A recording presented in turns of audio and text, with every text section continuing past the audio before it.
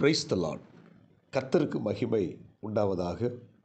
இந்த நல்ல காலை வேளையில் கர்த்தருடைய வார்த்தை மூலமாய் உங்கள் யாவரையும் சந்திப்பதிலே நான் மிகுந்த மகிழ்ச்சி அடைகிறேன்.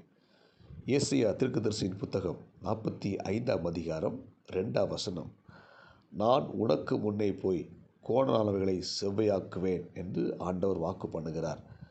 இந்த காலை நேரத்திலே கர்த்தர் நமக்கு முன்னே சென்று நமக்கு முன்னே இருக்கிற எல்லா கோணலையும் செவ்வையாக்குவேன் என்று நமக்கு இந்த காலை நேரத்தில் தம்முடைய வார்த்தையை கொடுக்கிறார்.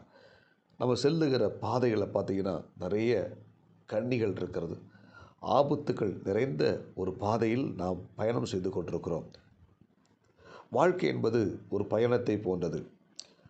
நம்ம போக வேண்டிய இடத்துல போய் பத்திரமாக சேர வேண்டும் என்பதே நம்முடைய ஒவ்வொருத்தருடைய விருப்பமாக இருக்கும்.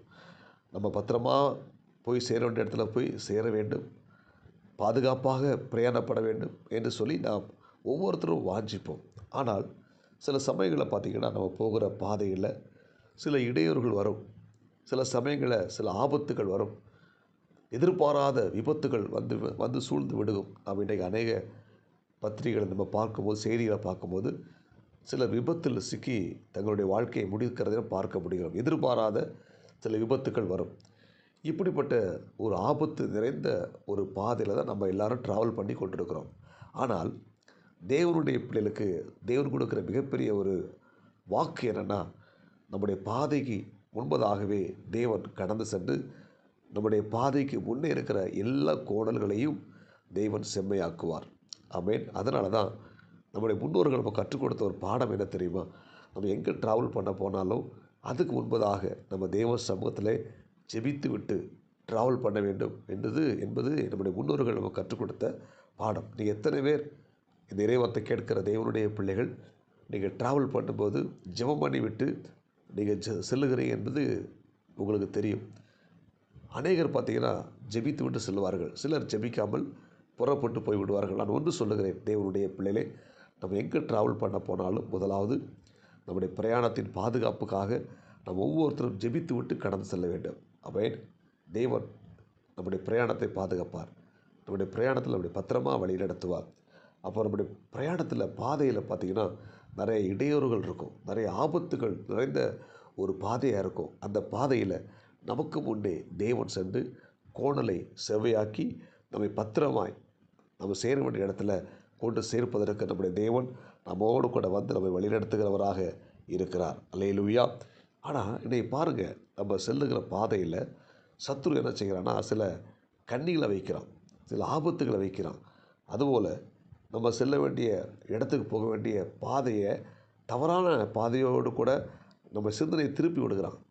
தவறான பாதைக்குள்ளே நம்மளை அனுப்பி விடுகிறான். அப்போ நம்ம என்ன செய்யணும்? நம்ம கவனமாக ஒவ்வொரு நம்ம மணித்துளிகளும் நம்ம தேவ சமூகத்தில் நம்ம ஜெபித்து விட்டு, ஆண்டவரே எங்கள் பாதைக்கு முன்பதாக நீங்கள் கடந்து செல்ல வேண்டும் என்று சொல்லி நம்ம ஜெபிக்க வேண்டும். வேத புத்தகத்தில் பாருங்கள், பிலேயாம். இந்த பிலேயாம் என்ன செய்கிறான்? இஸ்ரவேல் ஜனங்களை சபிப்பதற்கு புறப்பட்டு போகிறான். புறப்பட்டு போகும்போது கர்த்தர் தடுக்கிறார். போகாத என்று சொல்லுகிறார். இந்த ஜனங்கள் ஆசீர்வதிக்கப்பட்டவர்கள் என்று சொல்லுகிறார்.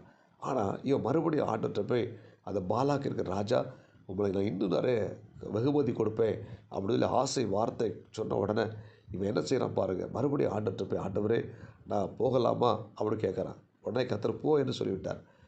ஆனால் நடந்தது தெரியுமா? இவன் போகிற வழியில் கர்த்தர் உருவின பட்டயத்தோடு கூட வழியை நிற்கிறார். பாருங்கள், அந்த பிழையாமை கர்த்தர் தடுக்கிறார். முதல்ல தடுத்தார், கேட்கல. மறுபடியும் என்ன செய்கிறான்? ஆண்டவர்கிட்ட போய் கேட்குறான், அவனுக்கு நிறைய வெகுமதி கிடைக்கும் அப்படின்னு சொல்லி கேட்குறான். நான் போகலாமா அப்படி கேட்கும்போது ஆண்டவர் தடுக்கிறார்.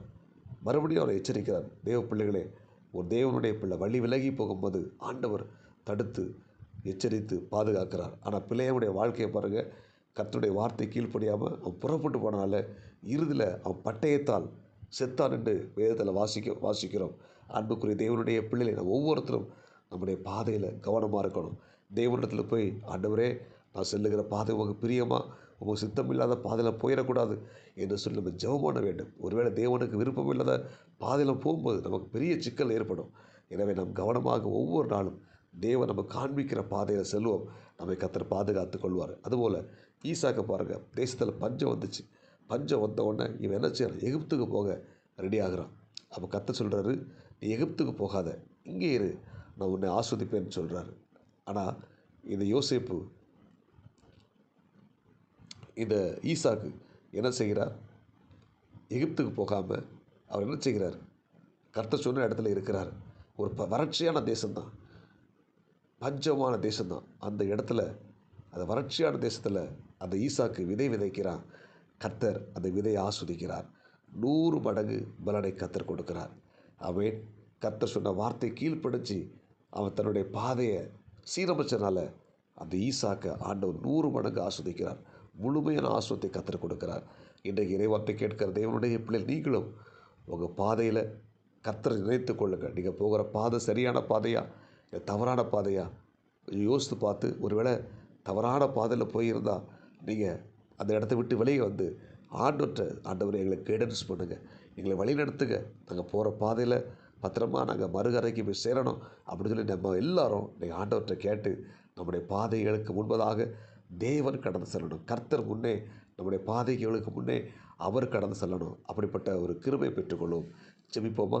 பரலோக தேவனே, இந்த இறைவார்த்தை கேட்ட ஒவ்வொரு தேவனுடைய பிள்ளைகளுக்காக நான் ஜெபிக்கிறேன். ஆண்டவரே, நான் உனக்கு முன்னே போய் கோணலை செவ்வையாக்குவேன் என்று சொன்னீரே. இந்த வசனத்தின்படி இந்த இறைவார்த்தை கேட்கிற ஒவ்வொரு தேவனுடைய பிள்ளைகளுக்கு முன்பதாக இருக்கிற அந்த கோணல்கள், ஆபத்துகள், கண்ணிகள், ஆண்டவர் இடையூறுகள் எல்லாவற்றையும் விலக்கி நீங்கள் பத்திரமா ஒவ்வொருத்தரையும் மறு பக்கத்தில் போய் சேர்ப்பீராக. ஆண்டவரே, இந்த இறைவார்த்தை கேட்ட ஒவ்வொருத்தரையும் ஆஸ்வதிங்க, நாளுக்குரிய கிருபை கொடுங்க. இயேசுவின் நாமத்தில் ஜெபிக்க நல்ல பிதாவே, ஆமென். God bless you. உங்களை யாவரையும் கர்த்தர் ஆஸ்வதிப்பாராக. இந்த நாள் உங்களுக்கு இனிமையாய் அமையட்டும். ஆமென்.